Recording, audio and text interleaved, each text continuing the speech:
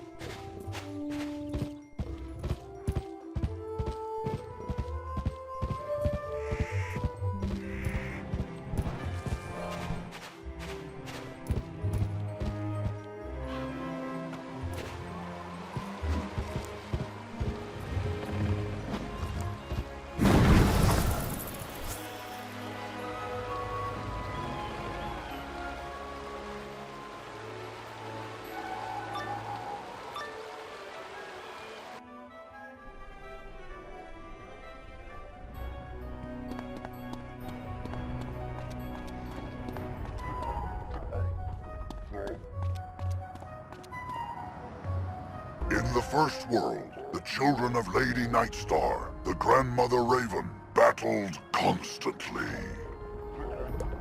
Titans they were, embodiments of ice, fire, and storm. Their conflict shook the world, but by the time of the spiral, only their offspring remained.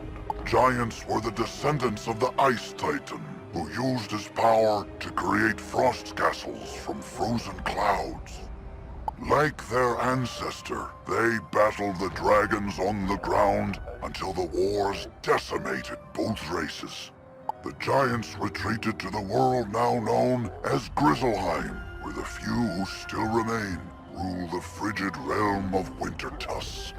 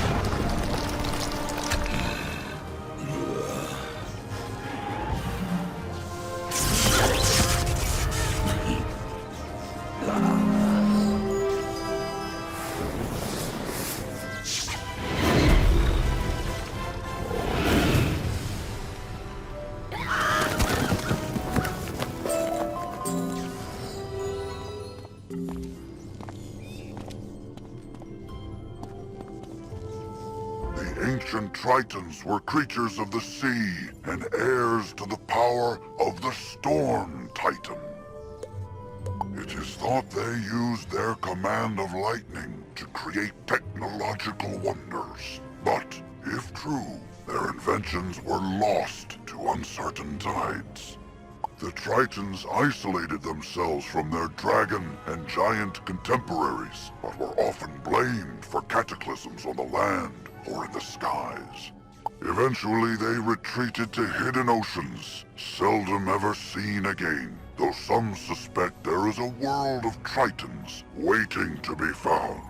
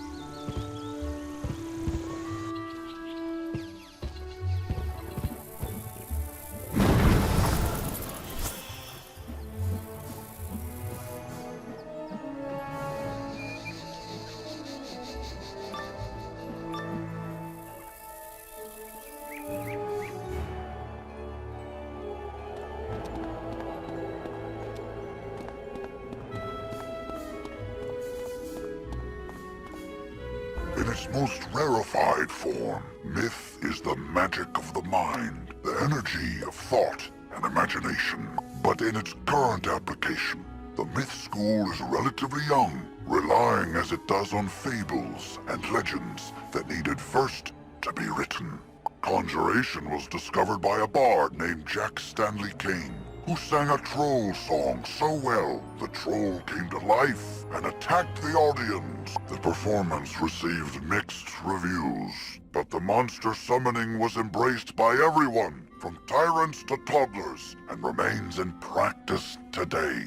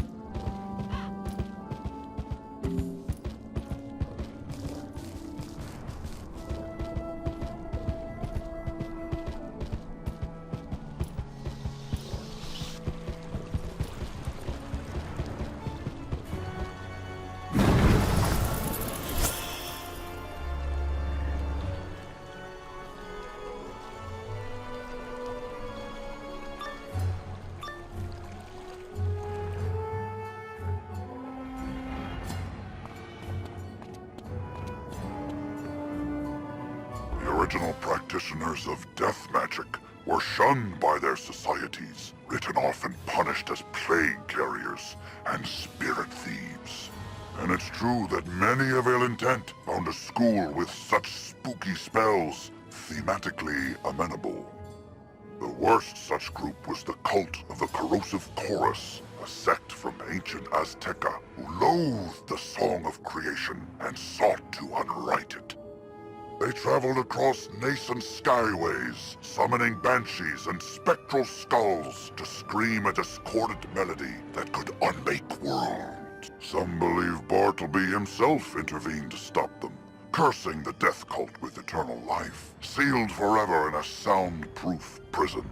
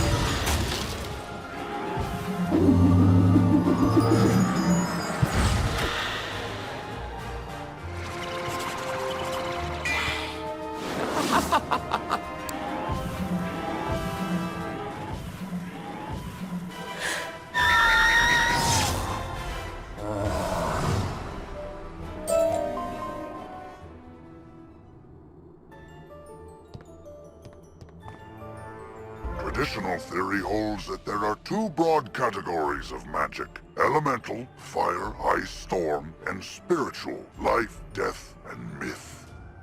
Legends of astral magic from ancient Celestia often complicated those old definitions, but there has yet to be physical evidence of the practice. It was ultimately the discovery of balance magic on Krokotopia that upended the previous paradigms and introduced a composite sorcery that blended the powers of the elemental schools while also being able to enhance or debilitate spiritual powers. Today, balance is considered one of the core 7 schools of magic, but many institutions have yet to fully incorporate it into curricula.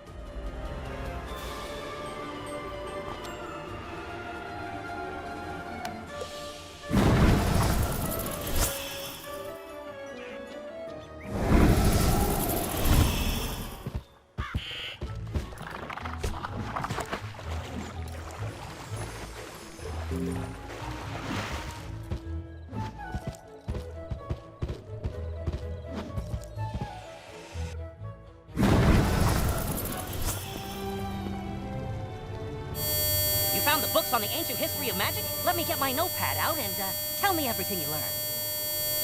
Wow, that's a lot. Gonna need a minute here, pal, to process all that.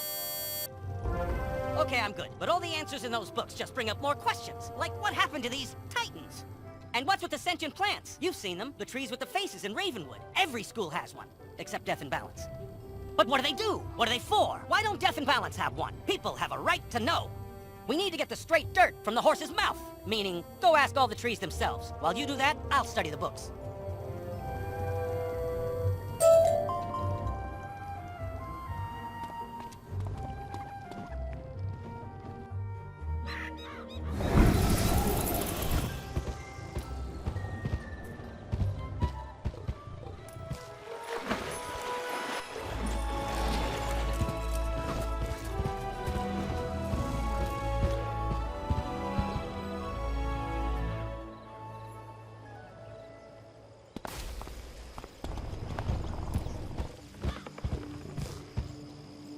What are we, spell trees? Why, we are the offshoots of the great-grandfather tree.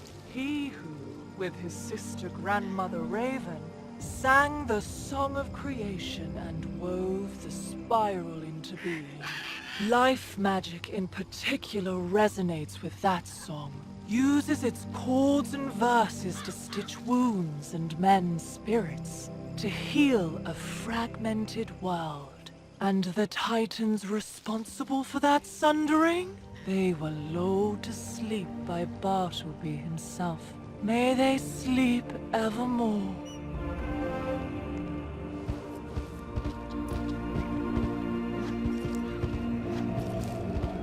These spell trees aid in the invention of new spells and the crafting of treasure cards. I am the Tree of Myth.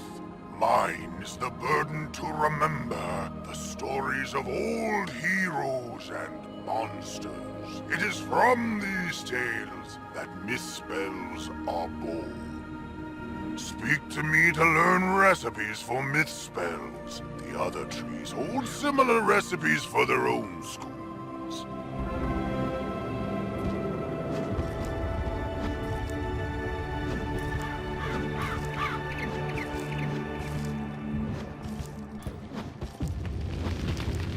What's cooking, wizard? Oh, I think it's me. I am raw fire, after all, undiminished by any contradictory forces. Huh? Oh, all magical schools have an opposite. A school to which they're vulnerable, but against which they're strong. Fire melts ice, but melted ice douses fire.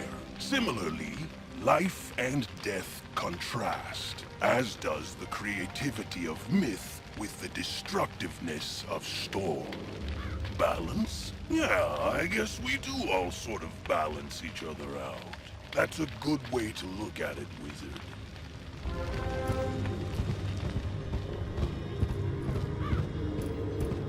How long have we been here? Oh, as long as I can remember.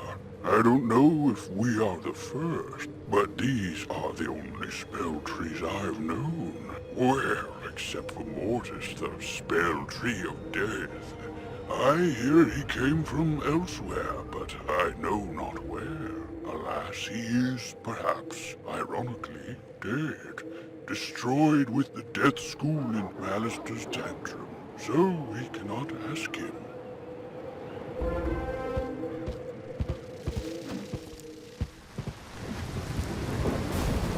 So, Wizard, Calvin told you about Mortis and that he came from elsewhere? But Blossom said we all came from Bartleby.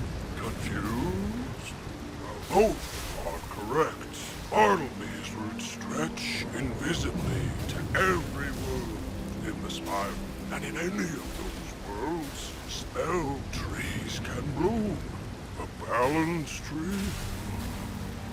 I've never met one. It's possible one is out there somewhere. You need only to look.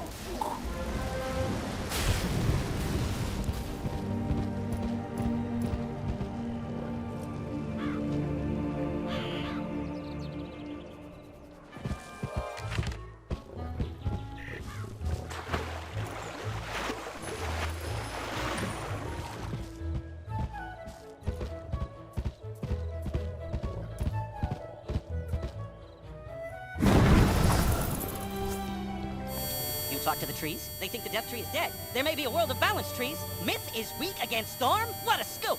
This will make for a great article on the history of magic. And don't worry, I'm happy to share a byline. What was your name again? Fantastic! Till next time, pal.